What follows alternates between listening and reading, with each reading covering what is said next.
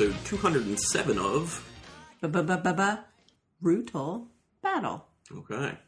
A long, drawn-out, brutal battle on that one. How was that? It was good for dramatic effect. Yeah, no problem there. So, as you can tell, Rebecca's on this podcast, and we're going to be talking about some places that we went. But first, we're not doing a warm-up beer on this, but first, you don't know about this, Rebecca, but I kind of have a bit of a correction to issue. To me? No, I'm going to correct you. Oh my gosh, I was like, on podcast? What did I do? This is not good for our marriage. It's about the dishes. You didn't do them properly. No. Well, that's always true. No. So this actually has to do with the brewery showcase episode we did for Prairie Artisan Ales. So listener Colin Hikes had shot me a message on Twitter to give me some additional information. So I guess it's not so much of a correction as in an omission. An addendum? Yes, I didn't find certain information, but it changes something I said about them. Oh, okay. So basically, Prairie Artisan Ale sold in 2016 to Krebs Brewing. So if people have listened to it back in that episode, I had said something about them being independently owned and making sure they didn't sell out to anyone and have to, answer to anyone. So specifics are in I think it was May or June of 2016, they sold to Krebs Brewing, which a lot of their beer was being made there anyway. So they just kind of bought the labels, the rights, and the recipes. So they just kind of took it on. And Chase Healy, one of the main guys at Prairie, they said he would still be involved, but more in an ambassador-like capacity, which actually sounds like nothing really. It sounds like a bunch of baloney. Yeah, it kind of sounds like he's like, okay, I'm done. But they did say because they've been brewing those beers anyway on their equipment, that the quality wouldn't change. So people really seamless transition. Right. So people really wouldn't, notice any difference.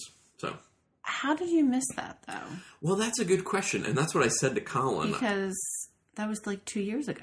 I know. So I said that to Colin, and when I was Google searching looking for articles on Prairie, I looked through a bunch of articles and that one never came up. So I was like, how did this happen? And he was like, I don't know, but it seems like it kind of floated under the radar because it happened when a lot of other higher profile acquisitions were going on. And the link he sent me for the article was in TulsaWorld.com. Tulsa, Tulsa, Oklahoma, okay. Yeah. So it was very local. Yes, and I couldn't find anything anywhere else really. So it seems like it wasn't all that well reported. How did Colin come to find that? I don't know. I just have this vision of Colin just at night after work, after doing his sciencing, going and Googling all sorts of brewery things. Maybe we need to put Colin on retainer to do all of the research. Oh, do it for us. Okay. So things aren't missed. Yeah, so maybe what we should do is for all the brewery showcases at least, Colin, tell us what breweries we're going to do. We'll go get the beers. Email us the information, and we'll take care of it. We'll make sure this will not happen again. Yeah, exactly. So, should be good then. Okay. Anyway, okay. Well, I'm glad that was not about me and the dishes. Well, yeah. That's good. Anyway, yeah, so thank you, Colin, and sorry, everyone, for missing that, however that happened. I don't know. Anyway, so let's talk about kind of an excursion we had. Right. You were ready to drink beer. I was ready to start to drink. Well, this is why I suggested a warm-up beer, and you didn't want one. Yeah. This is why warm-up beers are good. Well, we'll see for the next episode, maybe. Because the problem is we're going to do 3. In a row, yeah. And I was like, well, if the beer's good, then that's going to be enough beer, but... Right. You never know. We can see, because if these are both stinkers, then we probably could do a warm-up for the next one. Yeah. Okay. So, we went on a little bit of a beer excursion, recent-ish, and I felt like it was worth talking about for a few reasons. So, where did we go, Rebecca? The first place. I love how you're you start a story and then you're and Rebecca. Let's kick the ball to you. I know. It's on you. We went down to Dogfish Head. Are you sure we didn't talk about this? Yeah, we haven't talked about it on the podcast. Not at all. Are you sure? Yep. well, I guess you listened to them all, so you would know. Yep. Okay, so we went down to the Dogfish Head Brew Pub Restaurant in Gaithersburg. Maryland, for people who don't know where Gaithersburg is. Maryland. So we were real happy I was real happy to see Palo Santo Bourbon Barrel Aged.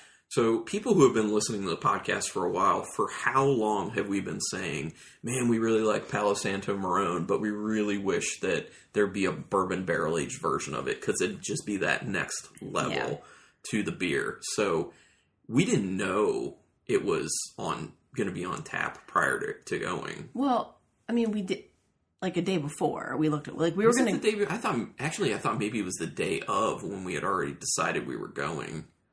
She left. I'm sorry. I'm trying to talk about beer, and Rebecca's looking out the window of our house at birds. Because there's a little nest of cardinal babies in this bush, and the female's been sitting on them all day, and she just left. Anyway, okay, back to the beer. Exciting updates. Oh, don't act like you're not excited about those birds. No, I mean, I am, but not when doing this podcast. Well, that's because if you were sitting in my seat and you could see... Yeah, you look out the window. Okay. I'm just looking at the kitchen. Because we were excited about it before we got there. Because I remember being like, oh, we're going to order that right away.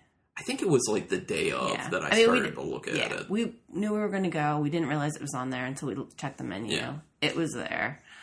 And we did 2 flights. I posted it on our Instagram account. So you could go back and take a look at our flights of beer from... Oh, yeah, that's right.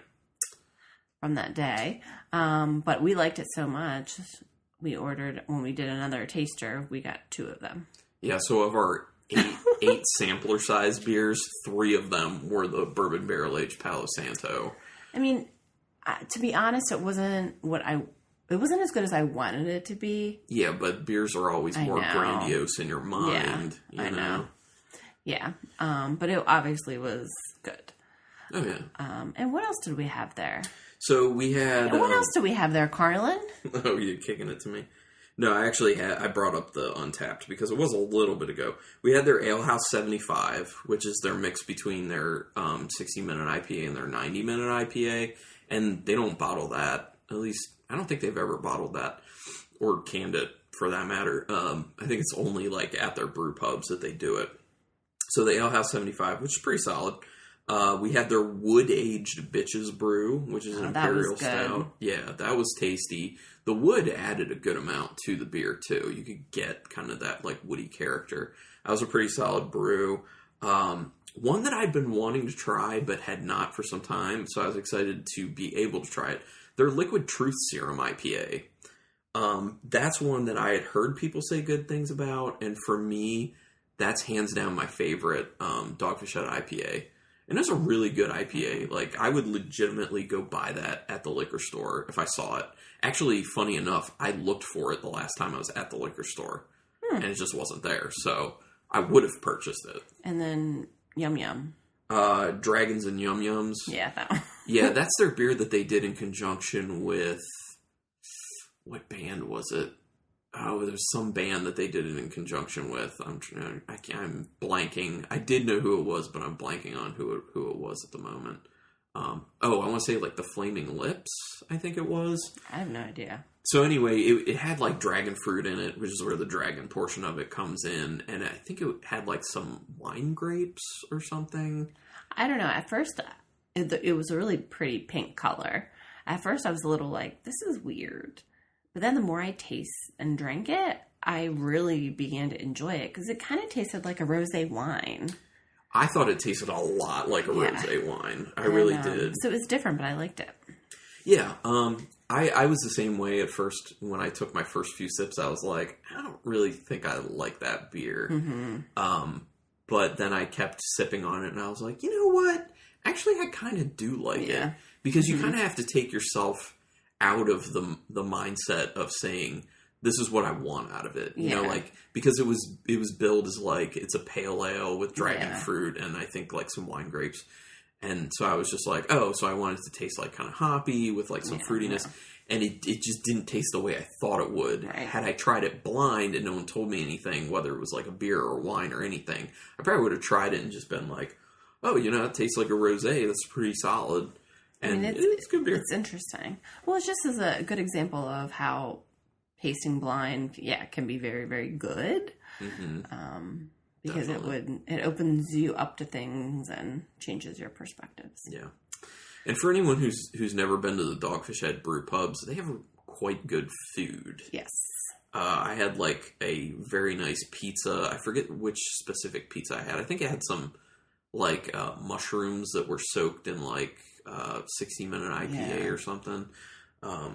And that was tasty. And you had like a Santa Fe salad, it was which really good. It had like this lime cilantro dressing that was a little spicy. It had some cumin in it, I think. Yeah, it was. I couldn't finish it all. It was huge. Yeah, and I've had some Santa Fe salads in my lifetime, and honestly, that by far was the best. And dressing was so good. Yeah, the level of flavor in it was way more than I was expecting. Yeah. So, just kind of interesting.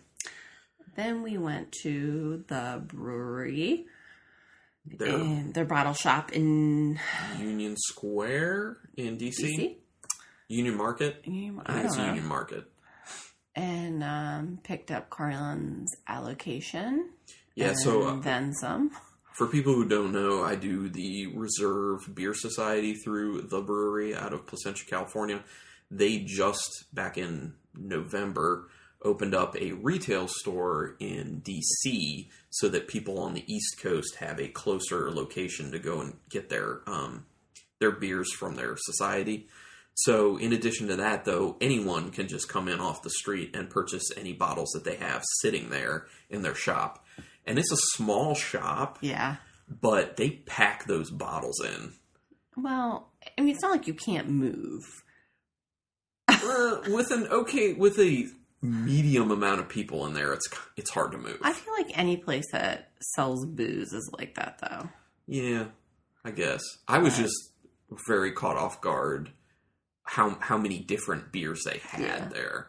I was very, very surprised that they had as much of a selection on hand for the public. And then they have the only downfall is they have taps, but you can't try anything. Yeah, because they don't have any sort of serving license. Yeah. Or like taste. I think the serving and tasting are kind of a little bit different. But basically you can't do it. But you can get crowler fills. Yeah. You can do that. And the way they have it set up, there are a bunch that, anyone can get. And then there are like... anyone off the street. Any person off the street. And then there's one where it's like 3 or 4 taps that are only for society members. So obviously, since I was there and I was a society member, I was like, I want to get something off the society-only tap list. First, you pushed your nose up like a snob, and then you ordered it, right? Yes. That is mandatory. You have to do that. You have to be like, oh, look at me. I'm a society member. And now I will order. And you can go to Instagram and take a look at all the boxes of beer we came home with. Yeah, because Rebecca posted that too. Then we picked up Taste That Taste and Smell That Smell. Yes, they're 2 New England style IPAs. Well, one was a double IPA, one was a single IPA. But they've been getting in on the can release New England style IPA game because it's making money. So... And those were good beers. Oh, yeah. I mean, I don't feel like I have to buy them again, though, just because I'm also kind of like, I don't really want New England style IPAs a lot. I just want them every here and there. Yeah. I'd like a West Coast style IPA more consistently. I could definitely drink them more than you can, but at the end of the day, like, I've said it before on the show, like an IPA, like they're a dime a dozen. There's a crap ton of IPAs out there. I'm not going out and chasing. Yeah, right. So, the beer we ended up getting in a crowler was their 2017 Hoarders Cuvée, which usually is only available for the Hoarders Society, which is the top tier of their beer society, which is very, very, very hard to get into. You have to be invited to get into it, which is crazy. And their noses go up real high. Yeah, their noses go way up. And Rebecca literally is pushing her nose up for in-person effect. Just in case you can sense that through the podcast. Just in case you can tell that she's getting more nasally when she does that. But that beer, I obviously had to try it because usually I don't get to try Hoarders level stuff. So it was, the inspiration for that was supposed to be a lemon meringue cookie, which when I first tried it when we got it home, I was like, okay, a little low on flavor for what I was assuming it would be. But as I kept drinking it, it just kept getting better to me. And like a lot of the flavors were very subtle. It was lemony. It had like some vanilla to it. And those were the main notes, but they were delicate and they were actually kind of nice because the vanilla was kind of like rounding out the lemony tartness, because it was supposed to be a sour, but it really wasn't so much sour as it was just like tart, because that vanilla was really rounding out the sourness from the lemon. That beer got pretty good, and Rebecca didn't help me out, so I had to drink a whole 32 ounce of that on my own. Rebecca had too much beer during the day. Yeah. And was like beered out. And then I took one sip of it. And do you remember what I thought it tasted like? I don't remember. I said, I'm not even going to tell you. Did you say vomit? Yeah. I thought it tasted like barf. It's like bile. I did not like it at all. And yeah, I just felt underwhelmed with it initially, but then I was like, you know what, this is good. This is like kind of subtle, nuanced. Yeah, I think that I enjoyed it. It's so interesting. I mean, sometimes we have such different tastes on. Like, I took one sip and I was like, this is disgusting, and I was like, I don't even want to tell you what it tastes like, because I want to. If you're enjoying it, then go ahead and drink all, because. Ugh. So if people don't want to get involved in any of the societies, they have the Preservation, Reserve, and Hoarders societies. But chances of getting into Hoarders is like 0 to none. But if you don't want to get into one of the societies, but you want to try some of their stuff that's for the societies typically, go ahead and just like follow their page on Facebook, or just monitor them on Untappd, because they update what bottles they have for sale there and what they have on their tap list. But they've had numerous occasions of just kind of like throwing beers out there that they typically only have for Reserve or Preservation Society or Hoarders people. Like Black Tuesday, they put some of that out. They put out some variants of Tarted Darkness. They brought out some of their archived beers of their Suker version, which is their old style ale aged in barrels. Yeah. Actually recently just put out on the floor for people to buy a bunch of different barrels of that, like Suker done in like rum barrels, Madeira barrels, tawny port barrels, like all this stuff. So if you take a look at it and you're kind of in that area and you can get there, you can pick up some really good stuff. But understand there's a lot that goes into these beers, so it is pricey. Yeah. Now, everything, like you go in the store, everything that you see, anybody can buy. Correct. Right? Okay. Yes. Everything else for the society people is just boxed in the back. Okay, that's and what you just have to say, hey, I'm here to pick up my allocation. They go over it with you and, make sure that you're getting what you're supposed to be. I mean, I was there, but again, I had a lot to drink at Dogfish. Yes. So you were physically there. I was physically there. Not totally mentally there. Like, I remember the drive between the two. I think you yelled at me for being annoying. I didn't yell. I think I just said, shh. I think I shushed you. I was like, can you stop talking? Because honestly, when Rebecca gets to a certain level of inebriation, she does not stop talking. And sometimes it's fine. Sometimes I'm just like, can you just stop for a minute? Shh. I got shushed. Yeah, she got shushed. But maybe it would have been different if you weren't slamming those barrel-aged Palo Santos. Well, someone had to drink them. That's true. Someone did. Someone. They were good. That someone was me. I wish they'd bottled those. I mean, maybe they did, and I just don't know. Yeah. People ask Carlin to do some research. Carlin, get on your computer after work and look up this stuff. Okay, now I'm going to bet you, since I said that, he will send me a message. Okay, wait. Now do we get to drink? Yeah, we can do it now. Yeah, because we said everything we needed to. Do it. So we had a good time. All right, so we have beers A and B. Once again, shout out to Mike Johnzak at Wine World for hooking up these beers for us, wrapping them all up, and making sure that we have no idea what they are when we're pouring them. And also, I do have to say, like, every time I go and pick those up, whoever's at the register has to put them in manually because they can't scan them. And so Mike just like writes down what the dollar amounts are on a piece of paper so they can manually put them in. And I always apologize. I'm like, I'm sorry. I know this is a pain in the ass. And they always are like, this is a cool idea. What are you doing this for? Yeah. It's like, we do this podcast. And they're always like, that's cool. That's great. And I'm like, yeah, but you don't have to do a podcast to do this. Like, you could do this. Like, and I would encourage people, you could probably even reach out to a liquor store and ask. You too can put a bottle or a can in a bag and tape it up. Yeah, you can. With painter's tape. Well, I mean, really, the point is you have someone else do that for you. I know. You two could do it for someone else. Okay. And actually, real quick on that topic, I think it would actually be cool if you kind of started a beer exchange with friends where you guys do that for each other and you guys don't know and you just exchange six-packs like that. It's just something fun to consider. Okay, is beer A on my left? Yes.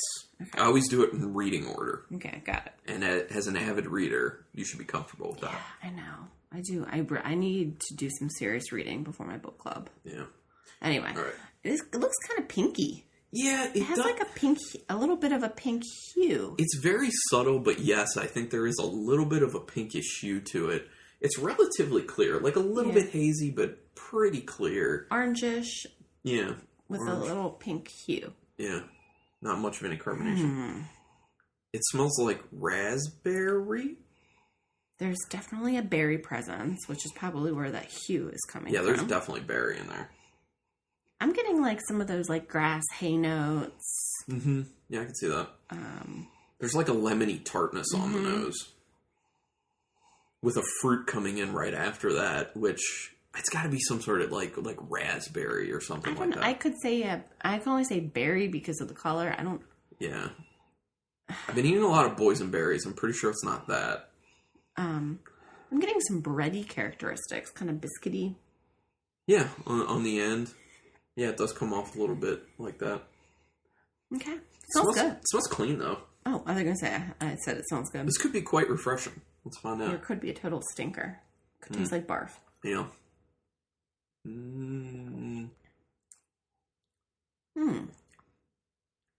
It's very light. It's underperforming a little bit for me here. No, I think it's exactly what I thought it was going to be. It's very light, almost watery, but I'm getting some of the fruit. I'm getting some of the hay, straw, biscuity, weedy.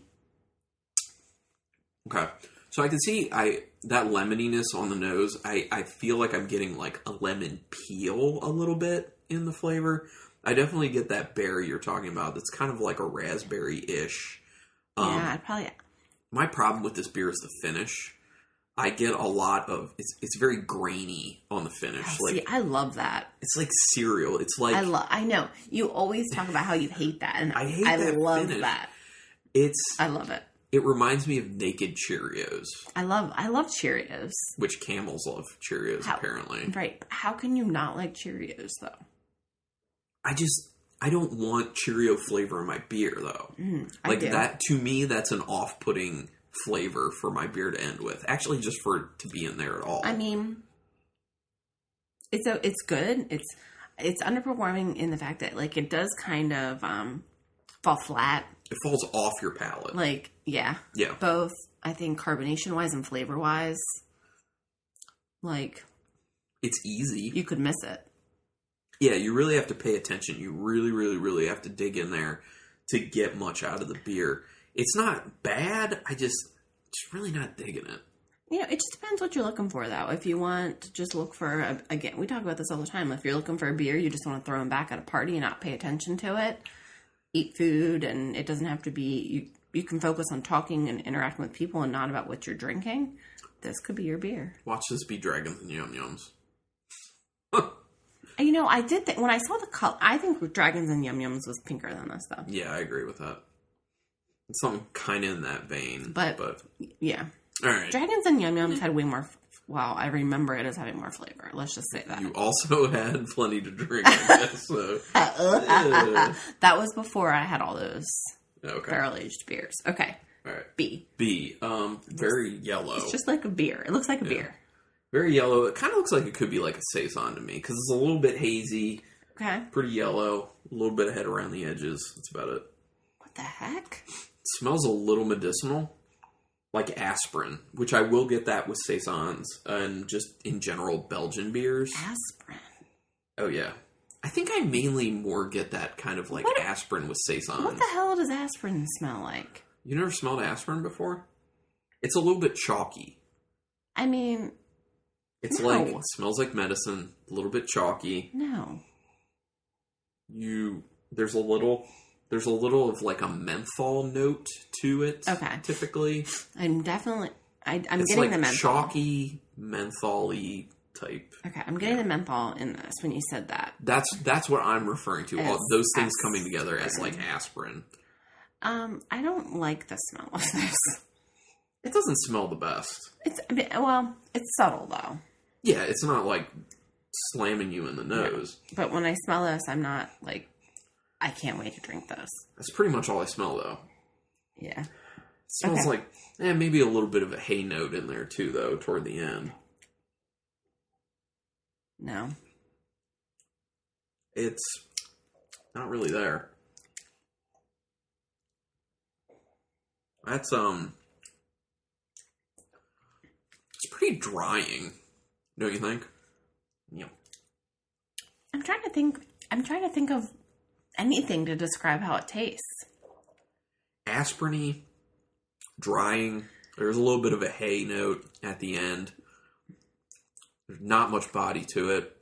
Yeah, it's very thin. The only thing that clings to your tongue after you take a sip is like just a feeling like it's so dry that like rubbing the top of your mouth is like it's a little painful. Like grainy. It's like rough. Yeah. It makes you go. Yeah, perfect. For all you ASMR folks out there. Oh, yeah. Which I just learned what that was not too long ago. I mean, this beer it's a beer, man. It's a little less than a beer. I think it makes beer A look good. Well, I'm going to go and try beer A again. It does enhance the fruitiness of beer A a little bit. Okay. And also the body of it. Yeah. Surprisingly. True. Okay. Rip them open. Like the Incredible Hulk. We have to rate these things. Oh my gosh. How long has it been since we recorded? Have you forgotten everything? Yeah, I do. Did you drink some barrel-aged Palo Santo before we started recording? No. All right. So, this is a toughie. Oh. This is hard on me. I'm between two numbers for both of these. Okay, well, I can go. Okay. Beer A, I'm going to give a 3. Okay. And B a 2. Okay. I'm going to agree with that. I'm going to agree with both of those. I know I was more critical of A in the beginning, but as I drank it more, and actually I'm out of it. Like it went down very easily. It's not offensive. It's very low. It's low on a lot of the flavors. They're just a little more subtle. It's a solid enough beer. And if you want a versatile beer where you can pay attention to it or you can not pay attention to it, this one would actually be good for that situation. So, pretty solid. Okay. B, yeah, not bad, but yeah. Okay, now rip them open like the Incredible Hulk. So B, the lowest with an overall 2. I don't even know what this is. I haven't seen this before.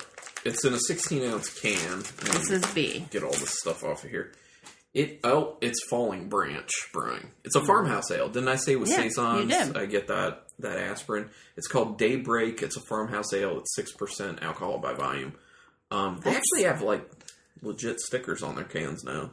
This cool. is 6%. Belgian style farmhouse ale with American character. I don't know what the American character is in that. A saison with an abundance of Cascade hops added at the end of the boil. All right. So it should have some spice notes. I don't really get the spice notes, but... I assume this came out relatively recently. There's no date code on it. So Falling Branch is like a local, real hyper-local to us. Yeah, they're in the same county as us. Their distribution is not very far. They actually just started distributing some months back, not even a year ago. Say probably around 6 to 8 months ago or something. Yeah. I feel kind of bad. Like we said, it wasn't a bad beer, but it's not I don't feel bad. There's nothing special. You feel bad because it's local and you want to like it, but... I mean, I've met the guy. Oh, yeah, nice Grant, guy. Who's... I mean, I've had some of their other beers, and I've liked them. That's true. So That's true. I don't feel bad because... Like, their Street Gathering is good. Not every brewery is going to make a beer I like. And that's true. why breweries make more than one beer, because they need to please more than one taste bud. Rebecca bringing it with the truth. I mean, there it is. That's right. That's no, you're right. Diversity. Diversity. Okay. Which they have a beer called Adversity. So. Okay. Anyway, appropriate. The winner overall 3 is... Do you want to drink more of this one? I would, yeah. Yeah, I would drink more of this one. Oh, it is raspberry. I see on the top it says a raspberry Hefeweizen. Oh, it's Schlafly. That's surprising. Schlafly hasn't been all that great to me recently, but yeah, you never know, like you said. So, Schlafly's done by St. Louis Brewery. It's just a raspberry Hefeweizen at 4.1% alcohol. Oh, man. Yeah, I mean, it's... Yeah. I mean, that's why I went down so fast. Wait, you said Schlafly... St. Louis Brewery. Is a St. Louis brewery. No. The St. Louis Brewery is the name of the brewery that does it. Oh. Schlafly is just like a brand name they created. What? It's not their brewery name. Oh. Nope. I always thought that. It's really weird to me. I've never really understood it, but it's whatever. But that's not bad. I mean, yeah, I'll drink more of that. Yeah, I could see this could definitely be a gateway beer for a lot of folks. Yes. I agree with that. I would say if anyone's interested in dipping their toes into craft beer, try it out for sure. So that grainy cereal note on the end, yeah, that'd be the wheat. See, I like that. So. I thought it was a wheat. I said wheat. Did you? I did. No, I guess I didn't notice that one.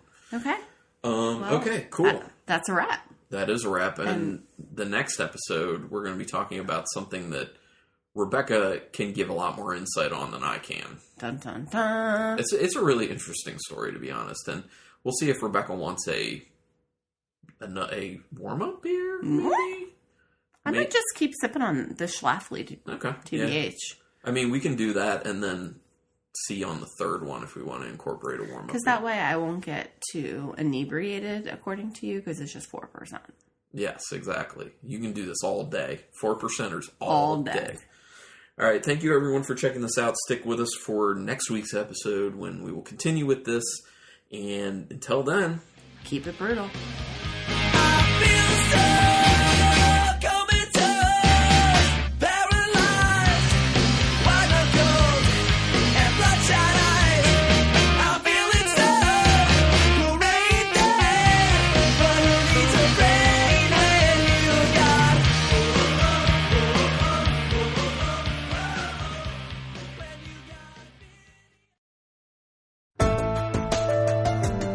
This has been a Nerd Circle podcast production.